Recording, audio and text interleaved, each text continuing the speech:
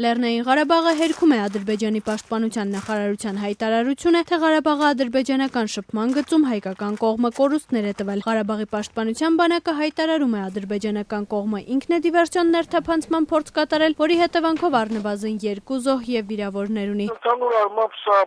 որևէ այսպես արտարոց այդ դեպքը չի կարելի համարել, որովհետեւ սա նույն Ադրբեջանի այդ ապակառուցողական քաղաքականության հետևանք է եւ կրակում են ուղղակի մեր տարածքի վրա։ Լեռնային Ղարաբաղի ռազմական գերատեսչությունը հայտնում է, որ մարտի 10-ի եւ լույս 11-ի գիշերը հայ դիրքապահների ուղղությամբ արձակվել է ավելի քան 5500 գրակոց։ Ադրբեջանական զինուժը կիրառել է նաեւ հաուբից տիպի հրանոթներ։ Հակառակորդը նշված հրանոթներից անցած գիշեր արդեն հրետակոծության է ենթարկել ոչ միայն Ակնայի Աղդամի ուղղությամբ տեղակայված հայկական ստորաբաժանումների դիրքերը, այլև առաջնային գծից բավականին մեծ խորությամբ գտնվող որոշ տարածքներ, ինչը թերևս աննախադեպ է 1994 թվականի մայիսից հաստատված հրադադարի ողջ ընթացքում, ասված է պաշտպանության բանակի հաղորդագրությունում։ Նրանք արդեն վաղուց օգտագործում են նաև ծանր տիպի զենքեր, հրթիռներ, ականներ եւ այլ այս զինատեսակներից նույնպես կրակել են որոշ տարածքների վրա, որոնց վրա չեն կրակել արդեն երկար տարիներ, բայց ոչ բնակավայրեր են, բնակավայրի մոտ է ոչ մարդ է տուժել, ոչ վիրավոր ունենք, ոչ ավերվածություն։ Սա որևէ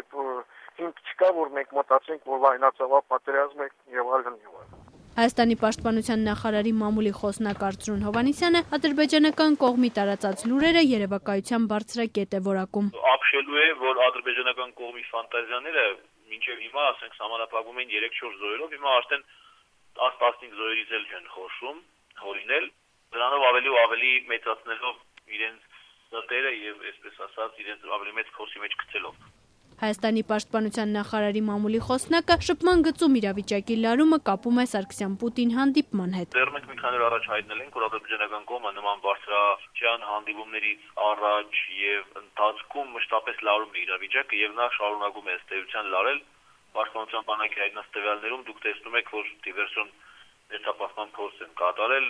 եւ թանկարժան կրակոցների քանակը զինատեսակները նորից բարձրացել են։ Տարածաշրջանային հետազոտությունների կենտրոնի ղեկավար քաղաքագետ Ռիչարդ Կիրակոսյանի կարծիքով ադրբեջանական կողմի ակտիվացումը ուղերձ է միջազգային հանրությանը։ Ըստ նրա վերջին շրջանում Ադրբեջանը գերազանցում է հրադադարի խախտման այսպես ասած ստանդարտ չափը։ This is not only about President Sargsyan's visit to Moscow. This is also about what's going to happen. Կոնկրետ այս դեպքը միայն Սերժ Սարգսյանի Մոսկվա կատարած այցի հետ չի կապված։ Սա նաև ուղղված է մարտի վերջին Վաշինգտոնում անցկացվելի գագաթնաժողովին, նվիրված միջուկային անվտանգության խնդիրներին, որին մասնակցելու է նաև Հայաստանի նախագահը։ Եվ առհասարակ, այստեղ գործ ունենք միջազգային դիվանագիտական օրակարգի վրա ազդելու փորձի հետ։ Ադրբեջանի հարձակումները բխում են ոչ թե ռազմական տրամաբանությունից, այլ ավելի շուտ քաղաքական բնույթ են կրում, այդ թվում Ադրբեջանի ներսում քաղաքական միավորներ վաստակելու անհրաժեշտությամբ են պայմանավորված։ Իսկ սա նշանակում է, որ վերջին դիվերսիոն հարձակումները պետք է մտահոգեն ոչ միայն Մոսկվային եւ Վաշինգտոնին, այլ նաեւ միջազգային հանրությանը, քանի որ Ադրբեջանն արդեն վաղուց է սպառնում